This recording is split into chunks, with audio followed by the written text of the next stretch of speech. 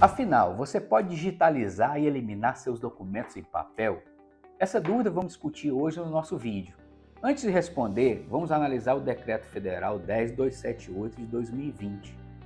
Primeiro, a ementa, isso é, o título do decreto, diz o seguinte: estabelece a técnica e os requisitos para a digitalização de documentos públicos ou privados, a fim de que os documentos digitalizados produzam os mesmos efeitos legais dos documentos originais. Então está claro que ele mostra as regras que fazem um documento digitalizado ter o mesmo valor do físico original, ponto final. E quais são essas regras? Adianto que esse processo não é simples e exige um rigoroso aparato tecnológico e profissional. Primeiro ponto, o decreto diz que essa legislação vale tanto para o setor público quanto para o privado. Sensacional! Segundo ponto, ele diz que o decreto não se aplica a alguns tipos de documentos, que são os documentos nato digitais. Esses são documentos produzidos originalmente já em formato digital, portanto eles já são digitais e nasceram assim. Também os documentos referentes a operações e transações realizadas no Sistema Financeiro Nacional, pois esses possuem uma legislação específica. Os documentos em microfilme, pois esse já tem valor legal desde 1968 e já substituem o original por força de lei, desde que seja feito por empresa credenciada no Ministério da Justiça para tal atividade. Também os documentos audiovisuais. Esses não se equiparam ao documento em papel, pois possuem características próprias. Os documentos de identificação e também os documentos de porte obrigatório, pois esses são documentos de identificação do cidadão e possuem um regulamento específico. E para todos os outros tipos, vale essa legislação. Por exemplo, quaisquer documentos oficiais, administrativos, RH, financeiro e por aí vai. Terceiro, ele estabelece algumas definições básicas que vamos explicar agora. Documento digitalizado, que é simplesmente a imagem escaneada do documento original. Os metadados são os dados que permitem identificar e buscar organizadamente cada documento. Documento público são documentos produzidos ou recebidos por empresa pública ou entidades privadas encarregadas da gestão de serviços públicos. Depois, a integridade. A integridade é a garantia de que os documentos permanecem fiéis à imagem do original em papel, quer dizer, íntegros. Vamos então para as regras e exigências gerais. A primeira é a integridade e a confiabilidade do documento digitalizado. E o que significa isso? É a garantia tecnológica de que a imagem do documento original não foi alterada no meio digital e corresponde exatamente ao seu conteúdo em papel. Conseguimos isso através da atribuição de um hash para cada documento, que é um código de 32 caracteres que permite checar se houve qualquer adulteração nessa imagem. Por exemplo, se for tirado apenas um pontinho, o código já muda e detectamos a falta de integridade e confiabilidade. Segundo, é a rastreabilidade e auditabilidade dos procedimentos empregados. Essa é perfeita. Como podemos garantir que o processo inteiro pode ser rastreado e auditado, mesmo após vários anos? Primeiro, todos os passos do processo, desde o cadastro inicial do documento, a digitalização, a inserção dos metadados, o retorno para as caixas depois digitalizado, devem ficar gravados em um sistema formando uma trilha de auditoria que identifica a data e hora que foi feita cada uma das etapas. Além disso, o processo deve ser filmado para posterior auditoria. Terceiro, ele exige o emprego dos padrões técnicos de digitalização para garantir a qualidade da imagem, da legibilidade e do uso do documento digitalizado. Essa é a mais simples, pois até um celular de boa qualidade permite uma boa visualização. Mas além disso, ele exige que os arquivos digitalizados tenham um padrão PDF-A, exceto para fotografias e plantas, que devem usar o padrão PNG. Nessa fase é importante que, para garantir a qualidade da imagem, seja realizada uma checagem por outro que não efetuou a digitalização, e esse também deu um OK no documento. Além disso, devemos fazer uma checagem da imagem via sistema, detectando se a imagem está boa, se não a imagem sem rotacionar, se a imagem está com a qualidade correta, se está no tamanho certo, enfim, fatores de garantia de qualidade automatizados. Quarto, a confidencialidade. A confidencialidade deve permitir que somente aqueles usuários autorizados possam visualizar ou imprimir cada tipo de documento através do sistema, gerando um registro de auditoria de cada operação. São as restrições de acesso. E quinto e último, a interoperabilidade entre sistemas informatizados. Quer dizer, o sistema deve permitir que tanto os documentos quanto os dados sejam facilmente exportados, isso é, enviados para qualquer outro sistema de gestão de documentos por um módulo nativo do sistema, permitindo que haja uma migração fácil e sem complicações em qualquer tempo. Agora, quando falamos de entes públicos e privados, as regras mudam um pouco.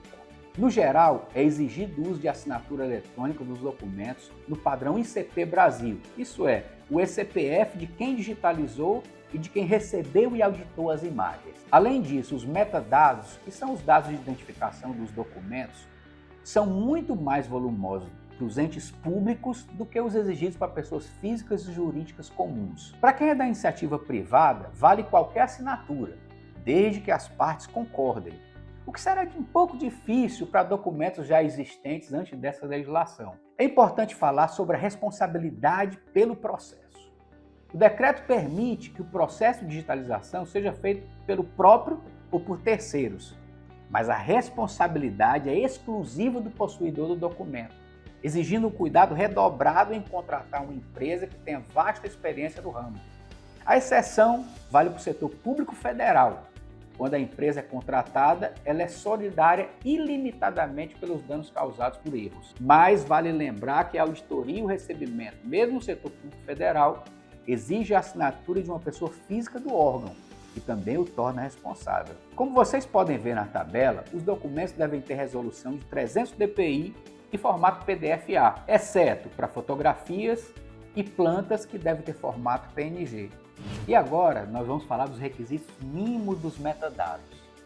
Todos devem possuir os seguintes dados de identificação: assunto, autor, data e local da digitalização, identificador do documento digital, que é o número único atribuído ao documento no ato da sua captura do sistema informatizado, o responsável pela digitalização, o título do documento, o tipo documental, ou seja, se é um ofício, uma folha de ponto, e o hash da imagem, que é um algoritmo que mapeia uma sequência de bits de um arquivo em formato digital, com a finalidade de realizar sua verificação de integridade. Agora, se você é do setor público, se prepare para mais trabalho.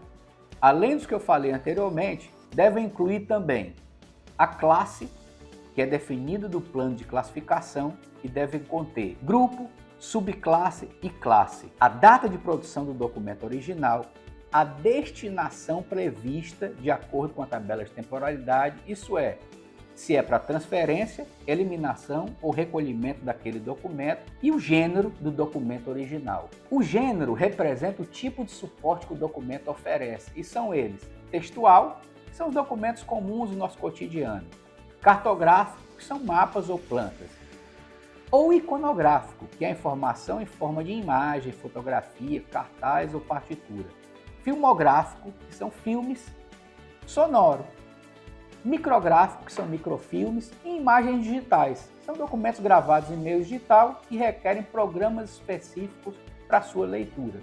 E finalmente deve conter também o prazo de guarda, que é o tempo estabelecido na tabela de temporalidade de que esse documento deve ser mantido físico ou digital. Seguindo essas pequenas etapas, seu documento pode ser descartado. É fundamental possuir um software, tanto de produção das imagens digitalizadas, quanto de consulta e preservação do documento após o descarte, que possua as especificações fiéis às exigidas no decreto. Lembre-se, é fundamental ter a certificação de que todas as etapas foram cumpridas e que você possui meios eficientes de comprovação tecnológica de cada etapa obrigatória. Algumas empresas, como a Fábrica Info, emitem um certificado de atendimento integral ao decreto. Eu fiz um resumo de um planejamento para digitalização e descarte em 3 macroetapas.